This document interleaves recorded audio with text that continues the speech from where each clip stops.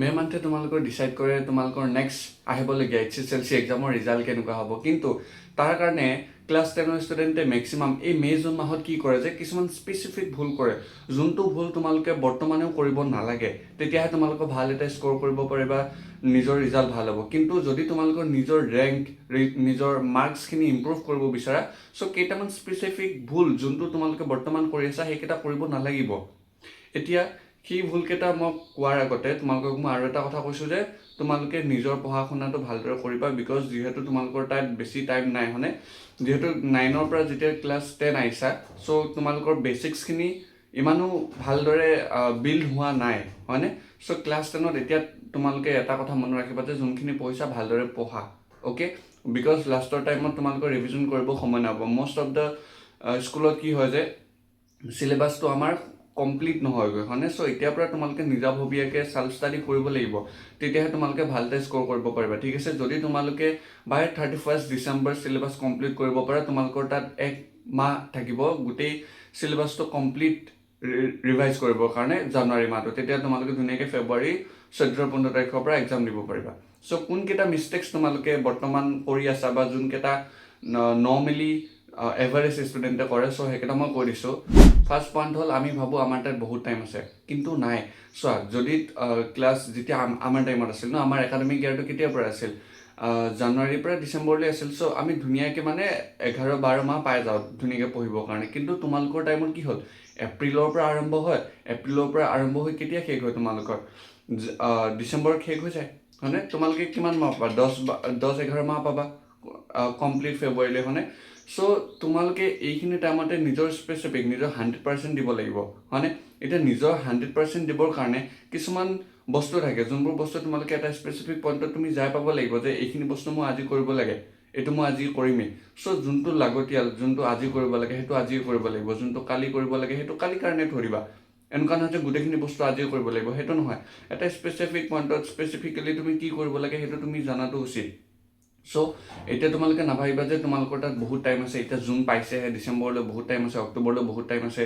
চ' maximum ষ্টুডেণ্টে কি হয়, যেতিয়া লাষ্ট আহি যায়গৈ সিহঁতৰ তেতিয়াহে জাগে যে মই পঢ়িব লাগিছিল। যদি তুমি জুন জুলাইৰ পৰা যদি ভালদৰে পঢ়িলা হয়, মে' জুন জুলাইৰ পৰা ভালদৰে পঢ়িলা হয়, তেতিয়াতো ইমান হাবাথুৰি খাবলগীয়া একোৱে নাই, কমন কুৱেশ্যনৰ তাততো থাকিবই নালাগে।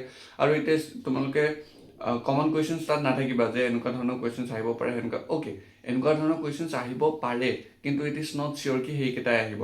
এইটো কথা তোমালোকে জনা উচিত, হয়নে? চ' এটা প্ৰিভিয়াছ ইয়াৰ ট্ৰেণ্ড চাই পেলাই টিচাৰবোৰে কয় যে এনেকুৱা ধৰণৰ আহিব পাৰে, নাহিবওতো পাৰে, বিকজ তোমালোকৰ পেটাৰ্নেই চেঞ্জ। 45 টাইমছ শিকিব, তাত 13-14 নম্বৰ তোমালোকে স্পেচিফিক পাবই লাগিব, দেন ৰিটাৰ্ণটো 13-14 পাবই লাগিব। চ' এতিয়াৰ পৰাতো তোমালোকে গমেই পাইছে যে 33% মাৰ্কছ তোমালোকে স্ক'ৰ কৰিব লাগিব, মানে তেতিয়াহে পাছ বুলি তোমালোকৰ আহিব মাৰ্কশ্বিটত। চ' এতিয়া টাইম আছে বুলি নাভাবিবা, ধুনীয়াকৈ পঢ়ি যাবা, ঠিক আছে? এইটো হ'ল মিষ্টেক নাম্বাৰ 1। মিষ্টেক নাম্বাৰ 2 হ'ল আমাৰ কোনো ধৰণৰ ডেইলি ৰুটিন নাথাকে। ন' ডেইলি ৰুটিন। আমাৰ কোনো ধৰণৰ ফিক্স টাইম নাথাকে যে মই আজি এইটো পঢ়িম, আজি মই সেইটো পঢ়িম। তোমালোকে এইটো বনাবা, ক্লিয়াৰ ৰুটিন এখন বনাবা। তুমি ফ'ল' কৰা ফ'ল' নকৰা এইটো পিছৰ কথা, কিন্তু তোমালোকে ধুনীয়াকৈ এখন নিজৰ টেবুল বনাবা যে মই আজি এইটো পঢ়িম, মই কালি সেইটো পঢ়িম। তোমালোকে যে আজি ৰাতিপুৱা উঠি পেলাই তোমালোকে ইভিনিং তোমালোকে ৰিভিজন কৰিলা, তাৰপিছতে ৰাতি তোমালোকে ছায়েন্স আৰু মেথছ প্ৰেক্টিছ কৰিলা, দেন ধুনীয়াকৈ শ্বৰ্ট নোটছখিনি চালা, ৰিভাইজ কৰি পেলাই শুই থাকিলা।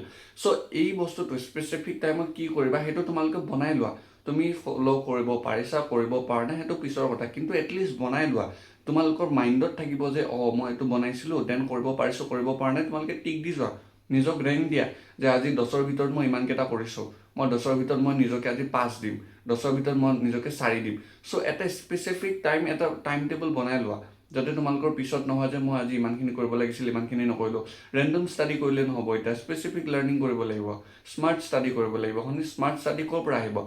তোমালোকে ৰুটিন বনোৱা, টিচাৰে যি হোমৱৰ্ক কৰিব দিছে সেইটো কৰা, টিউশ্যনত যি কৰিব দিছে সেইটো কৰা। চ' প্ৰপাৰ কি কৰিবা, এটা টাইম টেবুল বনাবা, যাতে সেইটো টাইম টেবুল তোমালোকে ফ'ল' কৰিব পাৰা, okay? And mistake number 3 is আমি কি কৰোঁ যে আমাৰ যোনখিনি ভাল লাগে সেইখিনি বস্তুৱে পঢ়ি থাকোঁ। ডেট লাৰ্ণিং কি ষ্ট্ৰং ছাবজেক্টছ, আমি যিমানখিনি আমাৰ উইক ছাবজেক্টছ আছে সেইখিনি আমি নপঢ়োৱে। চ' এনেকুৱা বহুত ষ্টুডেণ্ট আছে যাৰ কি হয় যে যদি তেওঁলোকৰ মেথছ ভাল লাগিছে, ছায়েন্স ভাল লাগিছে, বা ছ'চিয়েল ছায়েন্স, জিঅ'গ্ৰাফি, চ' যি ভাল লাগিছে, এডভান্স মেথমেটিক্সে ভাল লাগিল।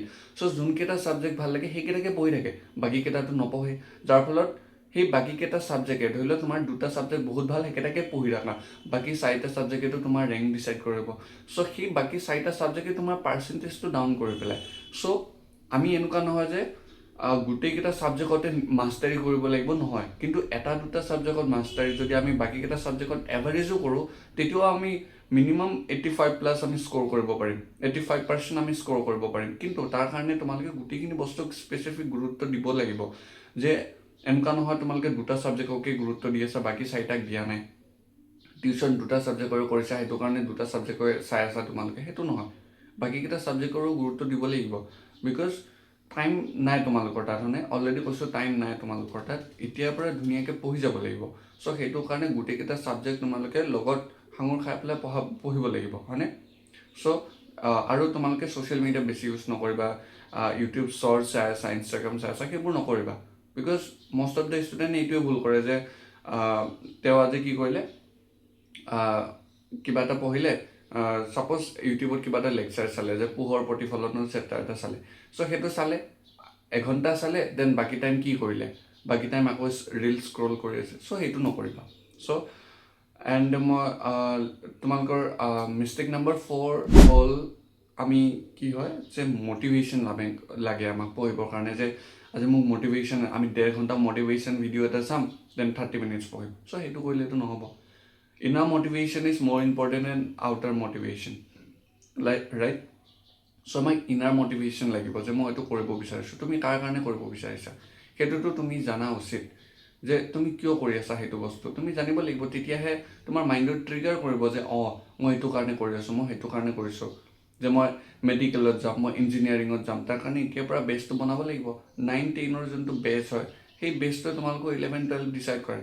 মই এইটো কাৰণে যে 9-10ত ভালকৈ নপঢ়িলে 11-12ত নোৱাৰিবা, সেইটো নহয়। পাৰিবা, কিন্তু অকণমান কঠিন লাগিব। যদি এতিয়াৰ পৰা পঢ়ি যোৱা ইজি হৈ যাব নাযায়, অবভিয়াছলি হ'ব। So' inner motivation is more important than outer motivation, মনত ৰাখিবা। চ' নিজেই যি কৰিব বিচাৰা নিজেও কৰিব লাগিব, তোমাক কোনো হেল্প কৰিব নাই। এক্সামৰ টাইমত তোমাৰ এই ব্ৰেইনটোৱে কামত আহিব, হয়নে? চ' প্ৰেক্টিচ কৰিবা, লিখি লিখি প্ৰেক্টিচ কৰিবা। বৰ্তমান টাইম আছে যদিও তোমালোকে নাভাবিবা যে বহুত টাইম আছে, বেছি টাইম নাই তোমালোকৰ তাত। যিমানখিনি টাইম আছে প্ৰপাৰ ইউজ কৰিবা। Mistake number 5 which is more important, কোনো ষ্টুডেণ্টে নকৰেই চাগে, ডেট ইজ ৰিভিজন। আমি লিখোঁ, আমি কৰি থাকোঁ, কিন্তু আমি অনলি এক্সামৰ টাইমত সেইখিনি মুখস্থ কৰোঁ, সেইটো নকৰিবা। তোমালোকে ৰিভাইজ যদি ডেইলি কৰা, আজি বোলে মই পোহৰ চেপ্টাৰটো অলপ টপিক এটা পঢ়িছোঁ, পোহৰ প্ৰতিফলনৰ 2টা সূত্ৰ পঢ়িছোঁ, সেই 2টা সূত্ৰ তোমালোকে এতিয়াৰ পৰা ৰিভাইজ কৰি যোৱা। তাৰ পৰা কেনেকুৱা ধৰণৰ কুৱেশ্যনছ আহিব পাৰে এতিয়াৰ পৰা কৈ যোৱা। যদি ডেইলি বস্তু ডেইলি ৰিভাইজ কৰা, তোমালোকক কোনো স্ক'ৰ কৰিবৰ কাৰণে ৰখাব নোৱাৰে, তোমালোকৰ মাৰ্কছ ইম্প্ৰুভ হ'বই। আৰু মষ্ট ইম্পৰ্টেণ্টলি তোমালোকে প্ৰেক্টিচ কৰিবা, কুৱেশ্যন প্ৰেক্টিচ বহুত কৰিবা, ঠিক আছে? দেন আৰু এটা কথা, যে তোমালোকে কি কৰিবা, ছানডে তোমালোকে ৰিভিজনৰ কাৰণে থৈ দিবা, বা প্ৰিভিয়াছ ইয়াৰ কুৱেশ্যনখিনি কৰিবৰ কাৰণে থৈ দিবা। বা তোমালোকে যদি শ্বৰ্ট নোটছ বনাব লাগে বা কুৱেশ্যন নোটছ বনাব লাগে, চ' কুৱেশ্যনৰ নোটছ বা তোমালোকে ফৰ্মুলা শ্বীট বনাব লাগে, চ' সেইখিনি তোমালোকে ছানডেৰ কাৰণে থৈ দিবা। সোমবাৰৰ পৰা শনিবাৰলৈ যি পঢ়িছা ছানডে ৰিভাইজ কৰিবা, তাত শ্বৰ্ট নোটছ বনাবা, ফৰ্মুলা শ্বীট বনাবা, সেইটো তোমাৰ কথা। মুঠতে ৰিভাইজ কৰিব লাগিব। তোমালোকে বহুত বস্তু পঢ়ি আছা, কিন্তু সেইটো বস্তু মাইণ্ডত তোমালোকে ৰিভাইজেই কৰা নাই, বস্তুটো সোমাই আছা, কিন্তু তোমালোকে ইউজ কৰা নাই, কেনেকুৱা হ'ব? তেতিয়া ৰিজাল্টটো ভাল নাহিব, হয় নহয়? চ' বস্তু অলপ লোৱা, কিন্তু বাৰে বাৰে ৰিভাইজ কৰা, সেইটো তোমালোকৰ মাৰ্কছ ইম্প্ৰুভ কৰিব, ঠিক আছে? আমাক এক্সামত কি লাগে? মাৰ্কছ লাগে, হ'ল? চ' ভালদৰে পঢ়া। এইকেইটা 5টা মিষ্টেক আছিল, যোনকেইটা নৰ্মেলি ক্লাছ 10ৰ ষ্টুডেণ্টে এইকেইটা মাহত কৰে। চ' আশা কৰিছোঁ তোমালোকে নকৰিবা, আৰু এইকেইটা নকৰিলে তোমালোকে ধুনীয়াকৈ, মই কৈছোঁ এভাৰেজৰ পৰা টপাৰ কেটেগৰীলৈ যে আহিবা, সেইটো 100% চিয়'ৰ। চ' এইখিনিতে আছিল ভিডিঅ'টো। যদি তোমালোকে ৰেডি আছা, তোমালোকে এতিয়াৰ পৰা কৰিবৰ কাৰণে এইকেইটা মিষ্টেক যাতে তোমালোকে নকৰা, এতিয়াৰ পৰা ধুনীয়াকৈ পঢ়িবৰ কাৰণে যদি ৰেডি আছা, comment down start it, and আকৌ এটা নেক্সট ভিডিঅ' লগ পাম, ঠিক আছে? Thank U.